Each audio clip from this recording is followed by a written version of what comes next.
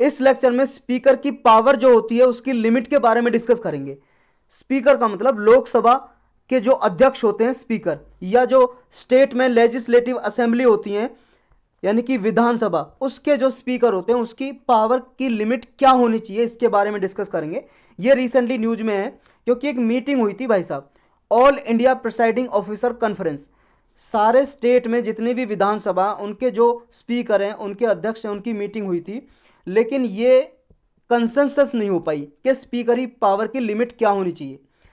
Speaker की power की limit की बात कर रहे हैं हम एंटी डिफेक्शन लॉ के अंदर। जो एंटी डिफेक्शन लॉ है हमारे संविधान में 12 शेड्यूल हैं। 12 शेड्यूल में से जो 10th नंबर का शेड्यूल है वो एंटी डिफेक्शन लॉ से रिलेटेड है। ये एंटी डिफेक्शन लॉ क्या है इसके बारे में हम ब्रीफली डिस्कस करेंगे। वैसे ऑलरेडी पॉलिटी की प्लेलिस्ट में अलग से लेक्चर बना हुआ है, वो देख सकते हो आप डिटेल में। हम ब्रीफली डिस्कस करेंगे ये क्या है। तो एंटी डिफेक्शन लॉ के अंदर जो स्पीकर को पावर दी गई है, लोकसभा का स्पीकर हो या स्टेट लेवल पे विधानसभा जो स्टेट की लेजिस्लेटिव असेंबली होती है उसका स्पीकर हो, तो इनकी क्या पावर होनी चाहिए। इनके बीच में जो मीटिंग हुई थी अभी, कोई कंसेंसस सहमति नहीं बन पाई, लेकिन जो पार्टिसिपेंट थे उन्होंने ये दोहराया, जिन भी मीटिंग मतलब इस मीटिंग में जिन भी लोगों ने पार्टिसिपेशन किया उन्होंने ये कहा कि जब क्वेश्चन हावर होता है पार्लियामेंट में, या प्रेसिडेंट या गवर्नर हाउस को एड्रेस करते हैं, जब संबोधन देते हैं अपना, उस टाइम पे हाउस में कोई डिस्ट्रप्शन नहीं होना चाहिए।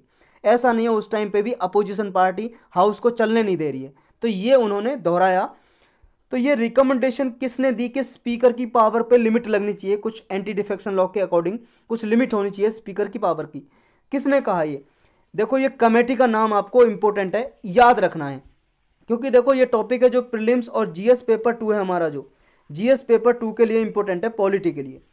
एक कमेटी बैठी थी 2019 में, सीपी जोशी कमेटी। कुछ मेंबर थे इसमें, सीपी जोशी इसके हेड थे, उन्हीं के नाम पे कमेटी का नाम रख दिया सीपी जोशी कमेटी। इन्होंने 2019 में 2019 में ये कहा था कि जो स्पीकर का रोल है ना एंटी डिफेक्शन लॉ के अंदर, कि डिसक्वालिफिकेशन कर सकते हैं किसी भी मेंबर को। जैसे मान लो लोकसभा के मेंबर हैं, उसके अगेंस्ट अगर कोई मान लो उसने कोई पार्टी चेंज कर ली है, यानी कि एंटी डिफेक्शन लॉ के अंदर आता है, तो उसे डिसक्वालीफाई की पावर किसके पास है? स्पीकर के पास, लोकसभा के स्पीकर के पास। अगर विधानसभा में हुआ तो विधानसभा के स्पीकर। डिसक्वालिफिकेशन का मतलब है कि उसकी मेंबरशिप रद्द करना। जैसे मान लो कोई एमपी है, सांसद है लोकसभा का, उसकी मेंबरशिप रद्द कर सकते हैं, कह सकते हैं भाई साहब आपकी मेंबरशिप सदस्यता कैंसिल की जाती है, रद्द की जाती है, आप अपने घर बैठो। तो ये जो पावर है स्पीकर की, इसको 10th शेड्यूल के अंदर इस पे लिमिट लगाई जानी चाहिए, ऐसा रिकमेंडेशन दी थी इस कमेटी ने। इस कमेटी ने कहा था जो एमपी या एमएलए को डिसक्वालीफाई करते हैं स्पीकर एंटी डिफेक्शन लॉ के अंदर, ये पावर दे दी जाए पॉलिटिकल पार्टीज को, पॉलिटिकल पार्टी को दे दी जाए, और लोकसभा या असेंबली के स्पीकर होते हैं उन पर लिमिट लगाई जाए। ये कहा था इस कमेटी ने पॉलिटिकल पावर को देने के लिए, मतलब पॉलिटिकल पार्टीज को पावर देने के लिए कि वो डिस्क्वालीफाई करें, किसी मेंबर की मेंबरशिप रद्द करनी है लोकसभा में तो ये करें डिसाइड। तो नीड क्या है अभी रिव्यू की? देखो नीड इसलिए है क्योंकि एंटी डिफेक्शन लॉ जब बना था तब उस टाइम पे जो पॉलिटिकल सिचुएशन थी वो अलग थी, और इस टाइम पे जो पॉलिटिकल सिचुएशन है वो चेंज हो चुकी है बहुत ज़्यादा, अब अलग है। क्योंकि जब ये बना था एंटी डिफेक्शन लॉ 1985 में बना था। तो ये है क्या एंटी डिफेक्शन लॉ, इसको डिस्कस करते हैं। 1985 में देखो हमारे संविधान में, कॉन्स्टिट्यूशन में 52nd कॉन्स्टिट्यूशनल अमेंडमेंट किया गया 1985 में। इसके द्वारा 10th शेड्यूल जोड़ा, मतलब इससे पहले ना सिर्फ 9 शेड्यूल थे, 9 शेड्यूल थे, क्योंकि जब हमारा संविधान बना था तब सिर्फ 8 शेड्यूल थे हमारे ओरिजिनल संविधान में, ओरिजिनल कॉन्स्टिट्यूशन में। बाद में 1951 में फर्स्ट कॉन्स्टिट्यूशनल अमेंडमेंट लाया गया और 9वां शेड्यूल जोड़ा, और फिर देखो इतने सालों बाद 1951 के बाद 1985 में ये 10th शेड्यूल जोड़ा। 10th schedule anti defection law लाए गए इसमें, यानी कि एंटी डिफेक्शन लॉ जोड़ा 10th शेड्यूल के जरिए। तो इसका पर्पज क्या था एंटी डिफेक्शन लॉ का या 10th शेड्यूल का? इसका मतलब ये था, देखो जब जैसे मान लो इलेक्शन हुआ, ये कैंडिडेट है ए, ये इलेक्शन लड़के आया बीजेपी से जीत के आया, लेकिन बाद में इसने जीतने के बाद 1-2 महीने, 2 साल, 1 साल बाद, कुछ कितने दिन के बाद इसने क्या है दूसरी कांग्रेस पार्टी मान लो इसने ज्वाइन कर ली। तो ऐसा होता था 1985 से पहले जब एंटी डिफेक्शन लॉ नहीं था। उस टाइम पे क्या था, मान लो ये एमपी जीत के आया ए बीजेपी के सीट से, मतलब बीजेपी पार्टी की टिकट से, लेकिन बाद में इसने कांग्रेस की पार्टी ज्वाइन कर ली। अब मान लो बीजेपी ने गवर्नमेंट बना रखी थी, इसकी गवर्नमेंट बन गई थी, मान लो 545 मेंबर होते हैं, अब तो 543 मेंबर हैं लोकसभा में, तो इस हाफ से ज़्यादा चाहिए, हाफ से ज़्यादा चाहिए। जैसे इसे हाफ करेंगे तो कितना हो जाएगा, लगभग कितना हो जाएगा, ये 272 या 273 चाहिए भाई साहब गवर्नमेंट बनाने के लिए किसी भी पार्टी को, मतलब आधे से ज़्यादा सीट होनी चाहिए लोकसभा में, जब जाके कोई सरकार बना सकता है। तो अगर मान लो इन्होंने सरकार बना ली, अब जो एमपी था, ये एएमपी था, इसने भाई साहब पार्टी चेंज कर ली, और ऐसे ही कई सारे इसके साथ चले गए, मान लो 10 15 20 आदमी चले गए, तो भाई साहब जो इसकी आधे से ज़्यादा सीट थी वो तो कम हो जाएंगी ना। अब मान लो 20 चले गए इसमें से निकल के, तो 253 मेंबर बचे, तो गवर्नमेंट बनाने के लिए तो 543 से ज़्यादा, मतलब आधे से ज़्यादा वोट चाहिए, मतलब एमपी चाहिए, लेकिन आधे से ज़्यादा एमपी अब है नहीं, तो इनकी जो गवर्नमेंट है वो गिर जाएगी। तो ये होता था, यानी कि स्टेबिलिटी नहीं थी एक। तो ये स्टेबिलिटी लाने के लिए कि कोई बंदा अगर मान लो एक पार्टी से इलेक्शन लड़के आया है तो उसी पार्टी में बना रहे अगले 5 साल तक, दूसरी पार्टी चेंज ना करे, इसलिए लाया गया था कि गवर्नमेंट में स्टेबिलिटी रहे। तो इसके लिए पेनल्टी दी गई, अगर कोई पॉलिटिकल लॉयल्टी यानी कि पॉलिटिकल पार्टी चेंज करता है उसकी पार्लियामेंट्री मेंबरशिप छीन ली जाएगी, कि वो ना तो पार्लियामेंट का मेंबर रहेगा यानी कि एमपी रहेगा, और ना ही उसे मिनिस्टर बना सकते, क्योंकि देखो मिनिस्टर तो किसी को भी बना सकते हैं अगर वो मेंबर भी नहीं है। मान लो कोई एमपी भी नहीं है, पार्लियामेंट का मेंबर नहीं है, इलेक्शन जीत के नहीं आया, तो उसे 6 महीने तक बना सकते हैं। ये हमारे संविधान में प्रोविजन है कि 6 महीने के अंदर अंदर उसे इलेक्शन लड़के या तो लोकसभा में या राज्यसभा में मेंबर बनना पड़ेगा, चाहे वो नॉमिनेट मेंबर हो जाए राज्यसभा में, तो उसे मेंबर आना पड़ेगा, तभी वो मिनिस्टर रह सकता है 6 महीने से ज़्यादा। तो लेकिन अगर वो एंटी डिफेक्शन लॉ के जरिए रद्द कर दी उसकी मेंबरशिप, तो ना तो वो एमपी बनने के लायक है, अब दोबारा अगली बार इलेक्शन होंगे तभी वो एमपी बन सकता है, और ना ही उसे मिनिस्टर बना सकते हैं, मंत्री। तो कौन कौन डिस्क्वालीफाई कर किया जा सकता है, मतलब किस किस को डिस्क्वालीफाई किया जा सकता है, कौन कौन हो सकते हैं, इससे रद्द हो सकती है किस किस की मेंबरशिप।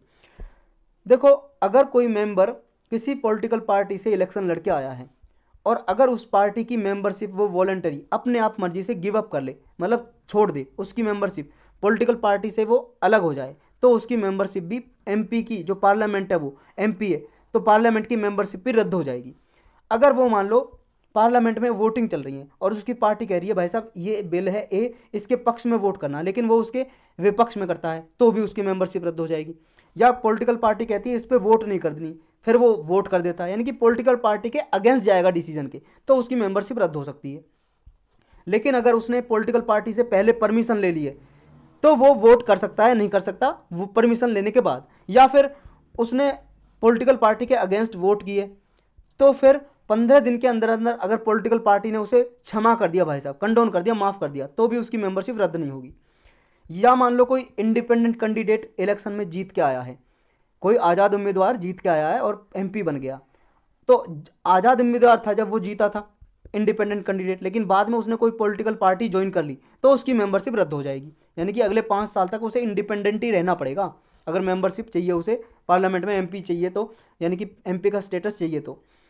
अगर कोई नॉमिनेट मेंबर है, जैसे राज्यसभा में भाई साहब 12 नॉमिनेट मेंबर होते हैं, नामांकित मेंबर जिन्हें प्रेसिडेंट नॉमिनेट करते हैं, तो ये नॉमिनेट मेंबर हैं जो, ये देखो 6 महीने के अंदर अंदर, जब मान लो एमपी बने राज्यसभा के, 6 महीने के अंदर अंदर कोई भी पॉलिटिकल पार्टी ज्वाइन कर सकते हैं, कोई भी पॉलिटिकल पार्टी, लेकिन 6 महीने के बाद करेंगे तो इनकी मेंबरशिप रद्द हो जाएगी, यानी कि 6 महीने का इनके पास टाइम है ज्वाइन करने का, किसी भी पॉलिटिकल पार्टी में जा सकते हैं। लेकिन हाँ, 2 केस ऐसे हैं जिनमें पॉलिटिकल पार्टी, मतलब कोई भी मेंबर है पॉलिटिकल पार्टी का, तो उसकी मेंबरशिप रद्द नहीं होगी। किस केस में, अगर मान लो ये पहला केस ये है, ये बीजेपी है और ये कांग्रेस है, अगर बीजेपी के इलेक्शन में चुन के आए मेंबर, मान लो इसके मेंबर हैं, आप मान लो इसके मेंबर हैं 2, 4 और 2, इतने मेंबर हैं इसके, नहीं 3 मान लो, अब ये 3 से डिवाइड हो जाएगा ना, हाँ 243 मेंबर बीजेपी के इलेक्शन में इलेक्ट होके आए। लेकिन क्या हुआ, इसने इसके इलेक्शन के बाद 2/3 मेंबर इसके चले जाते हैं कांग्रेस में। 2/3 हम निकालेंगे तो कितना हो जाएगा, लगभग 81 से डिवाइड हो जाएगा, और 81 इंटू 2 यानी कि ये हो जाएगा 162। अगर 162 मेंबर कांग्रेस के, मतलब बीजेपी के कांग्रेस में चले जाएंगे, तो देखो ना तो जो बाकी के 1/3 बचे हैं उनका डिस्क्वालिफिकेशन होगा, ना ही जो 2/3 पार्टी छोड़ के गए ना ही उनका होगा, यानी कि इस केस में इसको बोलते हैं मर्जर, यानी कि एक पार्टी दूसरी पार्टी में मर्ज हो गई, यानी कि एटलीस्ट कम से कम 2/3 मेंबर अगर छोड़ के चले जाते हैं तो दोनों यानी कि जो 1/3 बचे हैं या मेंबर 2/3 से ज़्यादा भी चले गए, मान लो 2/3 तो हो रहे थे 162, अगर मान लो 162 से ज़्यादा चले गए 163 या सारे के सारे मर्ज हो गए दूसरी पार्टी में मिल गए तो किसी की भी मेंबरशिप रद्द नहीं होगी। दूसरा केस ये है, मान लो प्रिसाइडिंग ऑफिसर है, लोकसभा के स्पीकर हैं, उनका इलेक्शन हुआ, इलेक्शन के बाद वो पॉलिटिकल पार्टी छोड़ सकते हैं और जब मान लो स्पीकर के पद से हट गए तो पॉलिटिकल पार्टी ज्वाइन कर सकते हैं। इस केस में इनकी मेंबरशिप रद्द नहीं होगी पार्लियामेंट से, ये वॉलेंटरी गिव अप कर सकते हैं किसी की पॉलिटिकल पार्टी की मेंबरशिप, स्पीकर जो अध्यक्ष होते हैं। इसके रिगार्डिंग कुछ डिसीजन भी है, जुडिशियल रिव्यू कर सकते हैं या नहीं कर सकते इसके रिगार्डिंग। देखो जब ये इनिशियली बना था, जब तो ये था कि जो प्रिसाइडिंग ऑफिसर हैं, यानी कि देखो लोकसभा में स्पीकर और राज्यसभा में चेयरमैन, तो इनके डिसीजन को जुडिशियल रिव्यू नहीं किया जा सकता। जुडिशियल रिव्यू का मतलब है कि कोर्ट में चैलेंज नहीं किया सकता। कोर्ट में इनके केस को मान लो स्पीकर ने या चेयरमैन ने, राज्यसभा में चेयरमैन होते हैं अध्यक्ष और लोकसभा में स्पीकर बोलते हैं इंग्लिश में लोकसभा के अध्यक्ष को, तो अगर इन्होंने डिसीजन लिया किसी की मेंबरशिप रद्द कर दी, कैंसिल कर दी, किसी मेंबर को एमपी को डिसक्वालीफाई कर दिया, तो इनिशियली जब ये अमेंडमेंट एक्ट किया गया था और एंटी डिफेक्शन लॉ आया था उसके तहत स्पीकर के या चेयरमैन के डिसीजन को चैलेंज नहीं किया जा सकता था, यानी कि कोर्ट में नहीं लिया जा सकता था और कोर्ट जुडिशियल रिव्यू नहीं कर सकता था।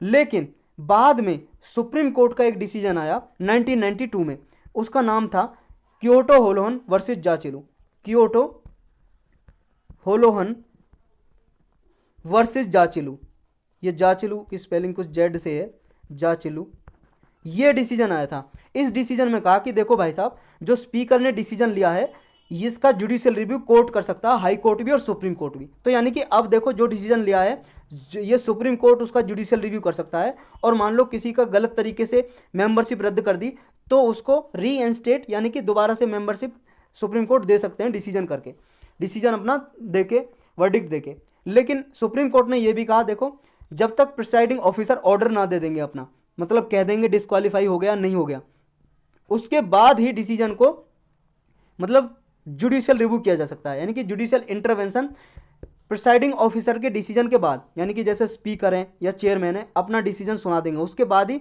सुप्रीम कोर्ट या हाई कोर्ट में वो चैलेंज किया जा सकता है, तभी सुप्रीम कोर्ट हाई कोर्ट अपना डिसीजन दे सकते हैं। लेकिन देखो क्या इस एंटी डिफेक्शन लॉ में प्रिसाइडिंग ऑफिसर कितनी देर में डिसीजन लेगा या कितने दिन में डिसीजन लेगा, इसकी लिमिट दी हुई है क्या? कोई भी लिमिट नहीं है।